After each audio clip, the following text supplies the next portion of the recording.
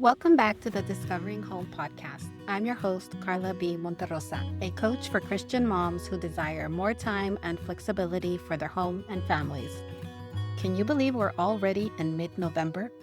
Time used to move so slowly when we were kids. Do you remember feeling bored, wondering what to do next? Well, moms don't exactly get the luxury of boredom anymore.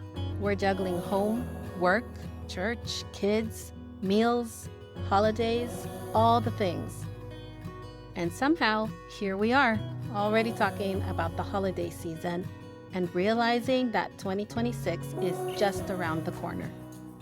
Today, I want to take a moment to celebrate how far we've come, share what God is teaching me through this journey, and leave you with some practical encouragement on goal setting for the new year. I also want to thank you from the bottom of my heart for all your support and encouragement. It has been, at times, the nudge I needed to keep going when things were hard or I was tired. I'll be wrapping up this first season of the podcast next week with episode 10, offering encouragement for the upcoming holiday season. Then I'll take a holiday break to slow down, reflect, focus on my home and family, and prepare for the start of a new year.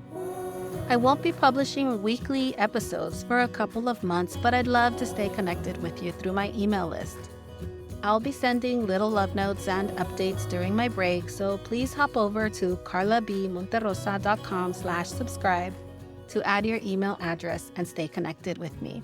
And speaking of time flying, this is episode 9 of the Discovering Home podcast. What? I can hardly believe it. I'm not going to lie, it hasn't been easy, but I have learned so much in just stepping out and doing the thing. I first started exploring podcasting in 2020 when a friend invited me to contribute a few messages from time to time to her Spanish Bible study show for women. The platform I was using at the time was so hard to navigate. Thankfully, 5 years later, advancements in podcasting platforms and AI tools that have been integrated into those platforms have made the process much easier and faster. It's hard to imagine that I once considered paying someone thousands of dollars to help me launch a show. But at the time, I wasn't in a position to make that kind of investment, so I knew I'd have to learn to do it on my own. I spent most of the summer feeling insecure about launching into this new challenge, wondering how I would produce a podcast all on my own, and oh my goodness, the tech. I'm comfortable writing and teaching, but I was very intimidated by the tech side of things. And even if I could figure out the technology, would anyone even listen?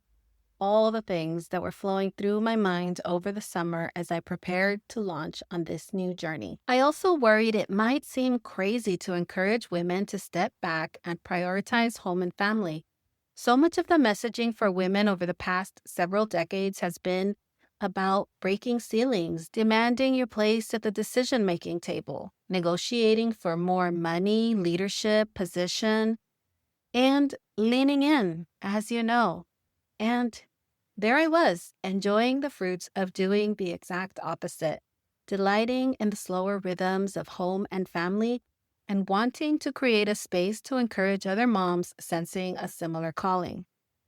Right before I launched the podcast, a friend confided in me about the challenges of parenting children with unique needs, how it requires so much time, attention, and heart. She shared that she had stepped away from her career because she recognized her child needed her fully present in the season. Then she said something to me that felt like a confirmation from God in that moment. She said, "Motherhood is my ministry."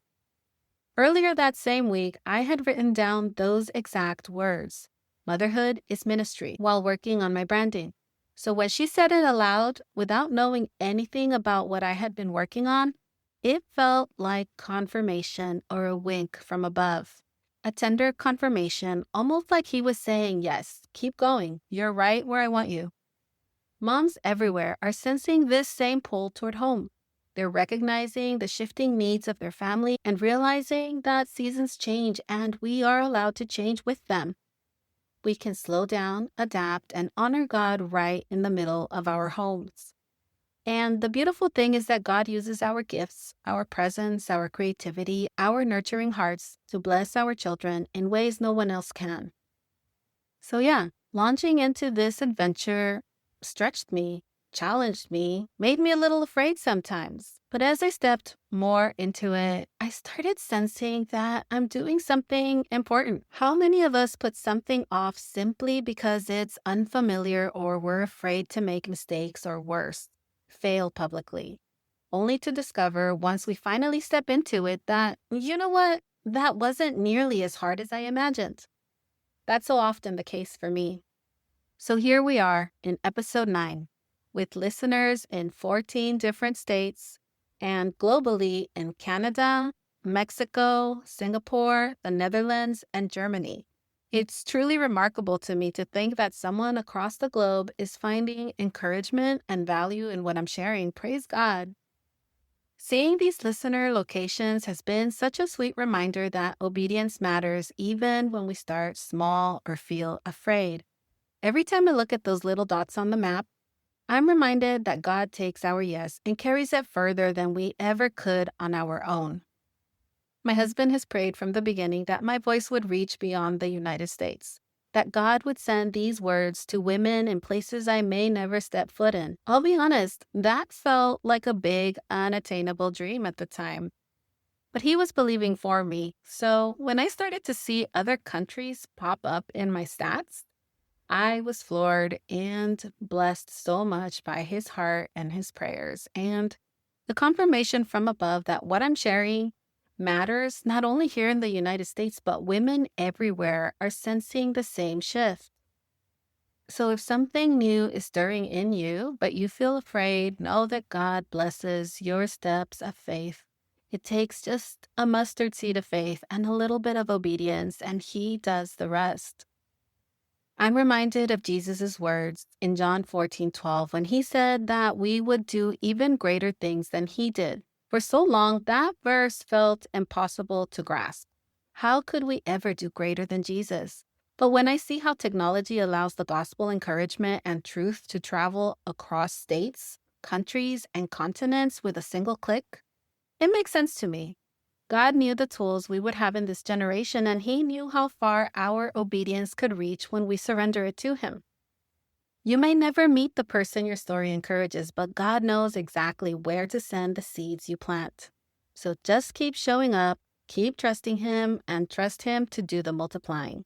Many women from across the country have reached out to say these conversations are exactly what they needed in this season. I've heard things like, listening to your podcast gave me the motivation to begin something new.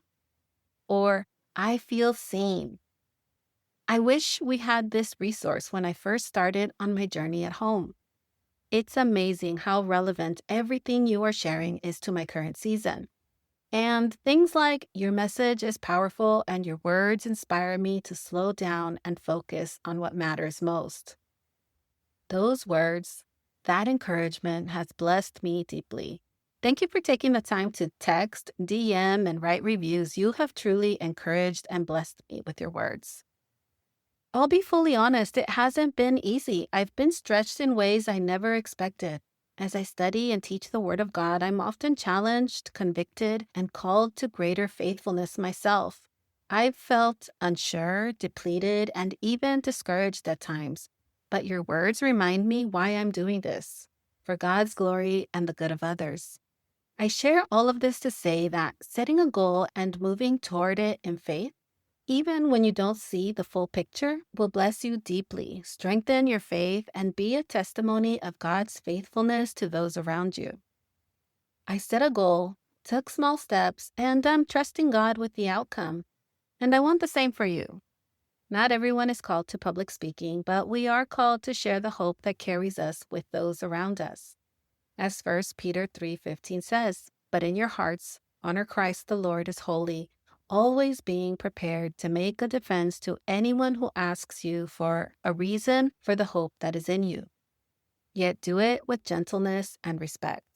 That is my highest goal, to use my voice to honor Christ, testify of his goodness, and share my faith with gentleness and respect with those who are ready to hear it. As I think about 2026, here's what I'm hoping and planning. I plan to produce 2 podcast seasons per year, 10 to 12 episodes each, with intentional breaks in between. During these breaks, I'll recharge, focus on home, and nurture my audience through my email newsletter. I plan to grow this community of moms who want to follow God's call on their lives and to connect in person through speaking and women's events. And I want to nurture connection on a deeper level through my email list. I'm building these rhythms on purpose because I'm teaching about slow living, intentional motherhood, and following God's voice. So I need to model that too. I have to fight the temptation to go hard nonstop to the point of burnout. It's what I was trained to do when I worked full time. It can be so easy to fall back into old patterns if we're not careful. I have to guard my heart and mind and set good boundaries for myself and protect my energy so that I can continue to do well the things I'm called to carry in this season. But speaking of setting goals for your life, I want to share with you a bit more about my story and how goal setting has changed my life. Nearly 20 years ago, when I began my career in public service, I thought I would always work full time. I loved my job. It felt meaningful and fulfilling, and financially, it made sense. But motherhood rearranged everything. I loved coming home after a long workday and rushing straight to my babies. Bath time, bedtime stories, those sweet smiles and chubby cheeks were everything to me. But I also knew I was missing so much of their day, and the little energy I had left felt like it was never enough. For years, I knew something needed to change, but fear kept me frozen. All the what ifs, the imagined disasters, and the pressure to make it work. But God is faithful, and I'm blessed to have a husband who supports me. We're a team. We choose our goals together and walk through them side by side. Together, we decided it was time to pause my career and figure out what God had for me next. It was bold, it was scary, but also very exciting. I jumped into the unknown, trusting that God would catch and carry us, and He truly has. I set some clear goals for myself from the start for my time away from the workforce, which we initially thought would be a short break.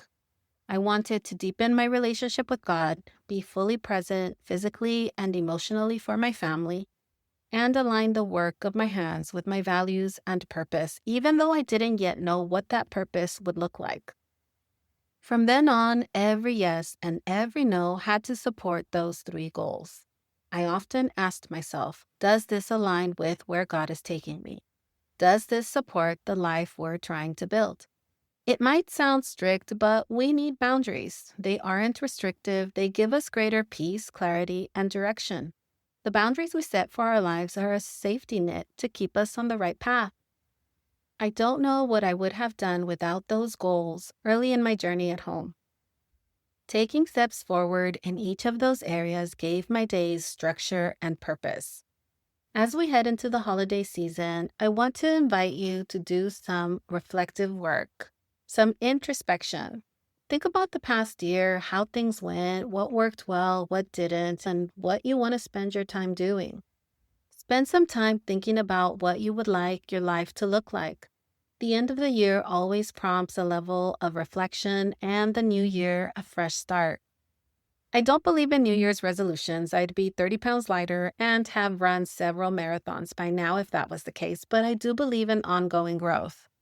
This isn't about material goals or being more productive. You already do so much. It's about growing spiritually into the woman you desire to be. So what would you like your next year to look like? Set a few goals for yourself. Maybe you want to pay off debt, to remove some of the financial pressure that keeps you stuck in a job that no longer suits you. Maybe you know you need to invest more in your one-on-one relationship with your husband. Is there a new skill or something creative you once truly enjoyed and would like to pick back up again? Then plan on an action step you can take right now to begin your journey. It could be as simple as reviewing your budget, scheduling a date night with your hubby, or booking a class to improve that creative thing you want to be good at. Think long term and then bring it into the short term. It's important to break down our big goals into smaller steps. Making them more manageable gives us the opportunity to celebrate small wins along the way. Once you know your big picture vision, you can outline simple milestones and rhythms that move you forward. For an extra level of intentionality, sit down with your hubby and plan a marriage goal you would like to tackle together as well. Get clear, get committed, and get moving. Your goals don't have to be big, they just need to be intentional. 3 types of goals moms can consider are a faith goal, a family goal, and a marriage goal. A simple but powerful faith goal could be deciding you'll read a chapter of the Bible each day and journal what you learned or questions that came up as you were reading. A family goal could be maybe sharing one meal together without distractions. You'd be surprised the conversations and connection that can come from this simple step. Bonus points if you can enjoy this meal outside. A marriage goal might be committing to a date night once a week that doesn't cost you any money. This could look like packing a picnic and going to the park to enjoy it without your children, deciding you'll go on a quick walk after dinner together or a bike ride. Bonus points for the increased step count and cardio you'll gain while having focused time alone. Also think of implementing daily rhythms that support your short and long-term goals. For example, you might decide that you need to go to bed earlier at night to ensure you can get up a few minutes earlier the next day to spend a few minutes reading your Bible. Or teaming up with another couple to watch each other's kids so you can make that quick picnic weekly. Flexibility is key and grace is essential.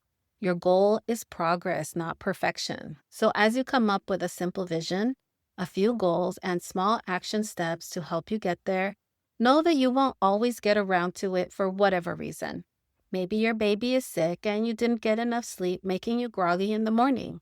Maybe you're PMSing and you weren't the nicest that week and now you don't feel like having a romantic picnic. Or something has come up in a friendship that's making you anxious and it's affecting your family dynamic that week. Have grace for yourself. This too shall pass, and you can always begin again the next day or the next week. Look to smooth things over with your spouse or your friend. Creating that peace of mind will allow you to move forward in peace and grace. To involve your husband in goal setting so you're aligned, ask questions like, hey, I'm thinking of starting this new thing. Name your goal, share your reasons for it, and ask, is there anything you're working on or a personal goal? And ask how you can help support them in their effort. And also, would you like to come up with something we can improve on together? Not in a critical sense, like, hey, maybe we can work on getting your socks in the hamper every night instead of on the floor near your nightstand. That's not what I'm saying, don't do that, but something that you'll both enjoy and will bring you closer to each other. Goal setting matters, especially for moms with all the things we are juggling and carrying.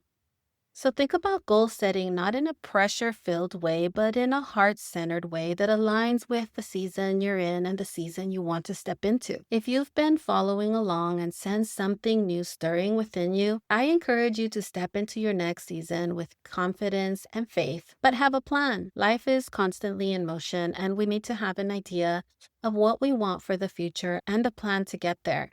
It's important to have a vision of where we're going because if we don't know the direction we want to move toward, it's easy to drift, and drift never takes us where we hope to go. And remember, depending on where you are in your journey, your needs and goals are as unique as you are. Whether you're a working mom seeking a change or already a full-time homemaker, it's essential to have a vision of what you want to accomplish in both the short and long term. I've always been a big goal setter. I thrive when I have a project, and working towards some end goal always energizes me. Last year, one of my goals was to become a certified coach for women. I accomplished that in December of 2024. This year, my goal was to pivot from trauma-informed coaching to a coach for working moms discerning a transition to life at home. Another goal I had was to develop a plan to share my message without using social media. So in January of this year, I joined a coaching group to help strategize ways to serve without chasing the social media algorithm, which hadn't been producing results for me in the past anyway. This is a bit of a sidebar, but I'll share why I stepped away from social media. If you follow me on Instagram or Facebook, you already know that I have a very small presence there. I have a private personal page where I enjoy sharing moments from my life with friends and family. And I also have a public account for this podcast where I announce new episodes. But that's it. I don't hang out in there very much at all. No shade to the people doing their thing in there. That's great if that works for them. But for me and my personality, it was breeding comparison and discontentment. And it wasn't helping me connect genuinely with people. Sharing there was draining too much energy and time that I could have been using to connect with people in real life. So I wanted a different way of doing things. From the start of my journey as a writer, I knew that chasing followers on IG wasn't how I wanted to spend my time. I yearned for a place where I could connect on a deeper level with the women I'm called to serve. That's how this podcast was born. I left that group coaching program with a 90-day plan to launch my show, which in actuality took 6 months to get it going, but we knew from the start as we were working through this course that was an aggressive goal I had set for myself. I spent the summer building a new brand, website, and this podcast. It was challenging, but I had so much fun doing all of that. I learned that I'm happiest while I'm creating. Yes, I have less time, but much more joy. This brain of mine doesn't stop. If left to my own thoughts, I start to linger in negative thought patterns, so having a positive creative outlet that points women to Christ actually ministers to me deeply and strengthens my faith tremendously. If you're interested in learning about alternative ways to share a message without using social media, I highly recommend Writing Off Social, the course. They're currently enrolling for a cohort that will begin in January, so I'll drop a link to their website in my show notes if you're interested in learning more. I share all of that to say that I needed a plan to move forward. It not only created structure and accountability, but got me much further faster because I had a plan, I was committed, and I had support. So, if you've been listening to this show so far and you feel something new stirring within you, I hope that my story and how goal setting has transformed my life has given you a little bit more faith and courage to move towards something that's been stirring in your own heart. Maybe 2026 will be the year you look for a more flexible work opportunity. Maybe you'll find a job closer to home. Maybe you can negotiate remote days to reduce your commute time. Or maybe this is the year you decide to leave your job to focus on home full time. Maybe you desire to start something creative from home or finally build consistent rhythms of rest and well-being. No goal is too big or too small. As we close, I want to leave you with Jesus' words from John 15, where he says, "I am the true vine, and my Father is the vine dresser. Every branch in me that does not bear fruit, he takes away. And every branch that does bear fruit, he prunes, that it may bear more fruit. Already you are clean because of the word that I have spoken to you. Abide in me, and I in you, as the branch cannot bear fruit by itself, unless it abides in the vine. Neither can you, unless you abide in me. I am the vine, you are the branches. Whoever abides in me, and I in him, he it is that bears much fruit. For apart from me, you can do nothing. If anyone does not abide in me, he is thrown away like a branch and withers. And the branches are gathered, thrown into the fire, and burned. If you abide in me, and my words abide in you, ask whatever you wish, and it will be done for you. By this my Father is glorified, that you bear much fruit, and so prove to be my disciples. As the Father has loved me, so have I loved you. Abide in my love. If you keep my commandments, you will abide in my love, just as I have kept my Father's commandments and abide in his love. These things I have spoken to you, that my joy may be in you, and that your joy may be full. This is my commandment, that you love one another as I have loved you. Greater love has no one than this, that someone lay down his life for his friends. You are my friends, if you do what I command you. No longer do I call you servants, for the servant does not know what his master is doing, but I have called you friends. For all that I have heard from my Father, I have made known to you. You did not choose me, but I chose you and appointed you, that you should go and bear fruit, and that your fruit should abide, so that whatever you ask the Father in my name, he may give to you. These things I command you so that you will love one another. Wow, that passage brings tears to my eyes. He is so gracious and loving, and though we could never earn his love or his forgiveness, he gives it freely for our good, and he wants us to be fruitful. Remember that growth is a necessary part of life. It's not always easy. It can even be painful when God prunes the areas of our lives that don't produce fruit and those that do. He does so to bring greater abundance. It can be painful, but it's always good. So stay connected to Him, follow and obey. Where you feel Him leading, go, and continue to trust that He who has called you, cleansed you, and chose you has appointed you that you should go and bear fruit. Where has God already been nudging you this year? What needs to be released because it's no longer producing fruit? What might He be calling you to let go of so that you could abide more deeply in Him? What would you attempt if you knew God was going with you and you lived as though you knew He promises to take care of you? As we prepare our homes and hearts for the holiday season and step toward a brand new year, I pray you give yourself permission to slow down, reflect, and dream with God again. If you have thoughts or questions about goal setting, I'd love to hear from you. You can email me at hello@karlabmonterrosa.com. I read and respond to every email, and I'll add you to my email list so we can stay connected during the break. Meet me back here next week for the final episode of the year as I share some strategies to not only survive, but enjoy the holiday season as a mom. Remember, you are not alone on this journey of discovering home, and I cannot wait to see what God will do in our lives in 2026. Until next time, God bless you.